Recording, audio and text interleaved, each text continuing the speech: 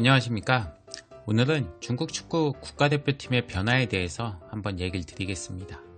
지난 1월 31일 중국 슈퍼리그 베이징 거한팀은 공식 홈페이지를 통해서 니코 예나리스와 윤효 세테르가 중국 선수로 팀에서 활약하게 되었다고 발표를 했습니다. 우리나라 국가대표 수비수인 김민재 선수가 이적한 팀이라 더욱 관심이 가는데요. 브라질 국가대표 선수인 헤나트 아우구스트가 뛰는 팀이며 독일 출신 로저 슈미트 감독이 지휘봉을 잡고 있는 중국 슈퍼리그에서도 아주 인기가 있는 팀입니다. 게다가 2019년 현재까지는 6전 전승에 득점 12점, 실점 1점으로 아주 우수한 성적으로 올해를 시작을 했네요. 팀에 대한 얘기보다 오늘 할 얘기는 중국 귀화 축구 선수에 관한 이야기입니다. 중국 축구 국가대표팀은 2002년 한일 월드컵 때 처음으로 월드컵 본선에 진출했었습니다. 월드컵 첫 본선 진출이라 긴장을 많이 했었을까요? 브라질과 터키의 대패를 당하면서 골득실 -9, 3전 전패로 본선 진출팀 중에 최하를 기록했습니다. 2002년 월드컵 우승팀인 브라질과 3위 팀인 터키팀과 같은 조였다는 면에서는 죽음의 조에 편성이 되기도 하였지만 중국 국민들에겐 너무나 실망이 컸었던 대회로 기억이 되고 있습니다. 중국의 월드컵 도전은 이후에도 계속 실패를 하고 있습니다. 중국 슈퍼리그는 세계적인 축구 스타들을 영입하면서 자국 리그는 날로 인기가 높아지고 있지만 국제대회에서는 아직 이렇다 할 성과를 내지 못하고 있습니다. 중국 언론은 월드컵 본선행 월드컵 유치가 쉬운 방법이다. 본선 진출국 48개국이 되어도 힘들 듯 등의 자조 섞인 얘기들을 하고 있습니다. 월드컵 진출에 대해 아주 비관적인 전망을 내놓고 있는데요. 이런 상황에서 의미 있는 변화가 감지되고 있습니다. 바로 중국 국적을 취득한 귀화 선수들이 생겨나고 있다는 점입니다. 국가대표팀의 부족한 부분을 채우기 위한 아주 효과적인 방법이라고 생각을 하는 것 같습니다. 중국 최초의 귀화 선수는 윤효 세테르입니다. 중국 이름으론 후영영입니다. 노르웨이 태생이며 1998년생으로 올해 한국 나이로 22살입니다. 포지션은 미드필더며 키 180cm에 몸무게 74kg으로 피지컬적으로는 좀 왜소해 보이기도 합니다.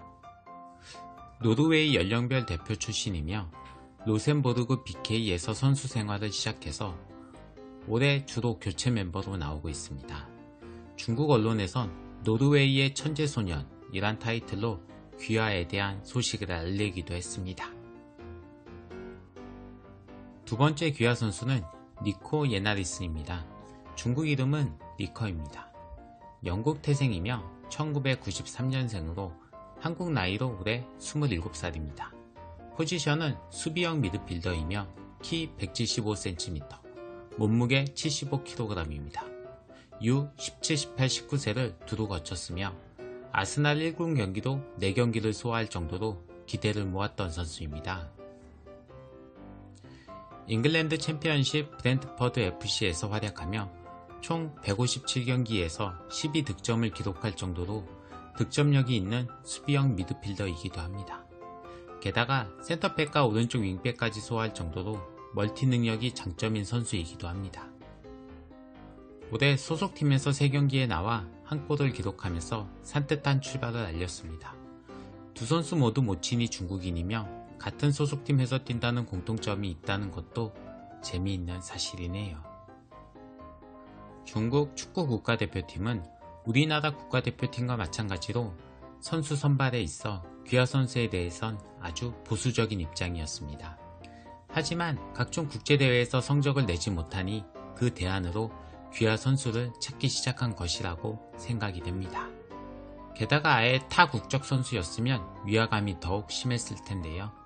이중 국적자라는 측면에서 국가대표팀 발탁에도 거부감도 적은 것 같습니다. 귀화했다는 소식을 대대적으로 알리고 있으며 축구 팬들도 기대를 하는 눈치입니다. 40대 이상이신 분들은 아마도 1990년대 일본 축구 국가대표팀의 로페즈라는 브라질 선수 많이 기억하실 겁니다. 당시 준수한 외모와 뛰어난 개인기를 갖춘 아주 위협적인 선수였다고 제 기억에 남아있는데요. 앞으로 중국 축구 국가대표팀에도 이런 귀화 선수가 더 늘어나게 될 것 같습니다. 국제대회 성적을 내기 위해서라도 더 적극적으로 귀화를 시킬 것으로 생각이 됩니다. 곧 있을 각종 국제대회에서 중국과의 대결시 또 다른 위협으로 다가올 것 같습니다. 전 우리나라 축구 국가대표팀도 능력이 있고 우리나라에 호감이 있는 외국 선수에 대해서 적극적으로 귀화를 권했으면 좋겠습니다. 이미 평창올림픽을 계기로 많은 선수들을 귀화시켜서 좋은 성적을 내기도 했었죠. 귀화를 계기로 부족한 부분을 채울 수 있다면 전 아주 찬성입니다. 우리나라 선수만으로 좋은 성적을 낼 수 없다면 귀화시키는 것도 좋은 방법이라 생각합니다. 국가대표팀의 경쟁력을 높일 수 있고 더불어 국가대표팀에 들어가는 것 자체가 굉장히 어려운 일이 될 것입니다. 그래야 비로소 국가대표에 뽑히는 걸 큰 자랑거리로 생각하게 될 거라는 겁니다. 출전시켜 주지도 않을 거면서 왜 소집하느냐, 이런 어처구니 없는 소리는 최소한 없어져야 하지 않을까요? 이미 많은 나라들도 귀화 선수에 대해 적극적인 태도를 취하고 있습니다. 우리나라가 브라질처럼 계속 재능 있는 선수가 화수분처럼 나오지도 않는데 국가대표팀의 경쟁력을 위해서도 꼭 필요하다고 생각합니다. 그리고 우리나라도 많은 외국인들이 거주를 하고 있습니다. 그들에게 열심히 하면 대한민국의 국가대표가 될 수 있다는 길을 열어두는 것도 아주 좋은 일이라 생각합니다. 중국 베이징 거한팀의 외국인 선수 중에 2명이 중국 국적을 취득했습니다. 실력이 뛰어나 국가대표로 나올 확률이 아주 높습니다. 우리나라도 국가대표 경쟁력을 높이기 위해 귀화 정책을 적극 펼쳤으면 좋겠습니다.